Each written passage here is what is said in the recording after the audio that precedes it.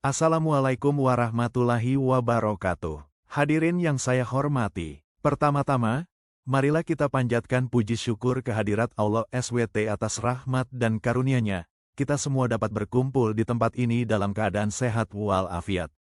Sholawat serta salam semoga senantiasa tercurah kepada junjungan kita, Nabi Muhammad SAW, beserta keluarga dan sahabat-sahabat beliau.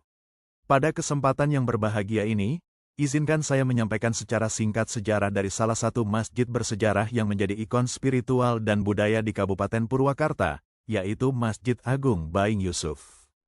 Masjid Agung Baing Yusuf berdiri di jantung kota Purwakarta, tepatnya di alun-alun Kian Santang. Masjid ini tidak hanya menjadi tempat ibadah, tapi juga saksi bisu perjalanan dakwah Islam di wilayah Jawa Barat, khususnya Purwakarta. Masjid ini dibangun pada abad ke-19, dan namanya diambil dari tokoh ulama besar bernama Baing Yusuf, seorang penyebar agama Islam yang sangat disegani di daerah tersebut. Nama asli beliau adalah Raden Muhammad Yusuf. Beliau merupakan keturunan bangsawan Cirebon, dan dikenal sebagai ulama yang cerdas serta pejuang dakwah yang gigih. Pada masa penjajahan Belanda, Islam menjadi salah satu alat perjuangan untuk melawan kolonialisme. Baing Yusuf termasuk tokoh yang memanfaatkan dakwah dan pendidikan agama untuk membangkitkan semangat rakyat. Beliau tidak hanya mengajarkan ilmu agama, tetapi juga semangat kebangsaan. Masjid Agung Baing Yusuf awalnya dibangun dengan arsitektur sederhana. Namun, seiring berjalannya waktu dan perkembangan masyarakat sekitar, masjid ini mengalami beberapa kali renovasi tanpa menghilangkan nilai-nilai historisnya.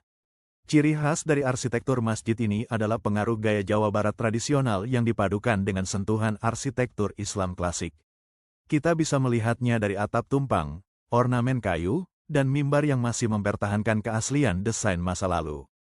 Renovasi besar-besaran terakhir dilakukan sekitar tahun 2000-an, di mana masjid diperluas dan ditata ulang tanpa mengubah bentuk aslinya. Pemerintah daerah Purwakarta juga menjadikan masjid ini sebagai pusat kegiatan keagamaan, sosial, dan budaya Islam. Masjid ini bukan sekadar tempat ibadah. Ia telah menjadi pusat pendidikan Islam, tempat berkumpulnya masyarakat, dan bahkan menjadi lokasi kegiatan sosial kemasyarakatan. Pada masa Baing Yusuf, masjid ini dijadikan sebagai pesantren dan tempat musyawarah. Kini, Masjid Agung Baing Yusuf juga menjadi destinasi wisata religi.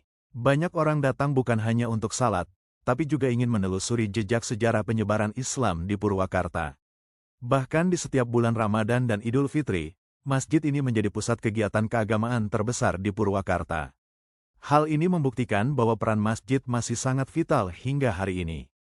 Hadirin yang berbahagia, dari sejarah Masjid Agung Baing Yusuf, kita belajar bahwa sebuah bangunan ibadah bisa menjadi simbol perjuangan, kebudayaan, dan persatuan umat.